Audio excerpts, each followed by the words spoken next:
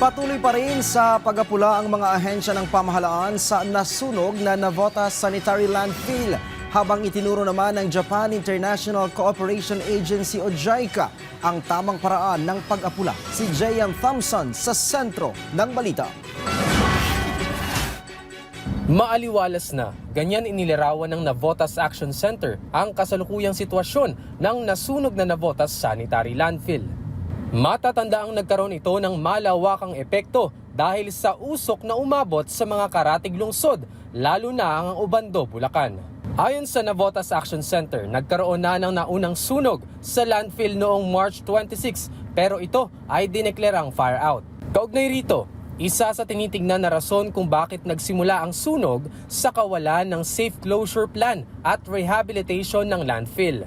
Hindi naman tumigil ang iba't ibang ahensya na magtulungan para mabilis maapula ang sunog, kabilang ang Local Government Unit, Bureau of Fire Protection, DPWH at DENR. Inisyal na plano sa pag-aapula ay ang soil coverage at water misting sa landfill.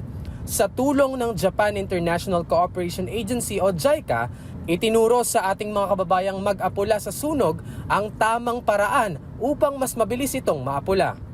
Ipinakita ng Japanese Disaster Relief Expert Team yung kahalagahan na dapat maampat kaagad, ma-stop kaagad yung oxygen.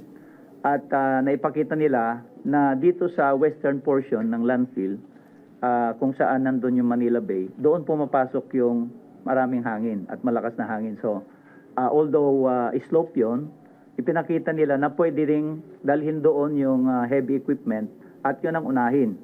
Ngayon ay halos 80% na ang nawalang sunog sa Navotas Sanitary Landfill at ilang bahagi na lamang ang hindi natatabunan ng lupa.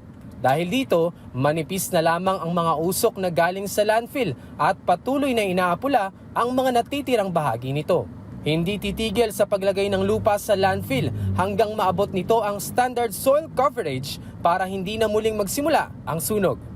Well, although na-report na ng DNR na since April 23 na maayos na yung air quality at halos 80% na yung nawalang apoy at sunog, tuloy-tuloy pa rin po tayo dun sa ating ginagawa.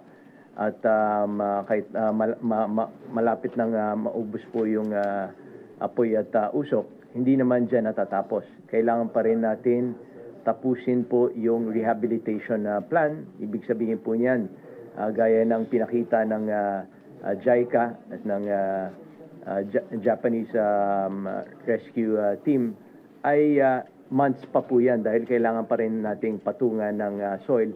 Pero pinaka-importante ay hindi na po...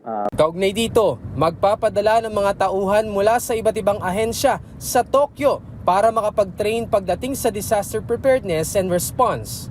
Maghihigpit din ang MMDA pagdating sa mga pribadong kumpanya pagdating sa safety at operasyon sa kagaya ng Navotas Sanitary Landfill. Siguro magko-coordinate kami closely with Secretary Mitch Kuna ng DNR para doon sa mga conditions for accreditation para ma-ensure na hindi mangyayari ito. J.M. Thompson para sa Pambansang TV sa Bagong Pilipinas.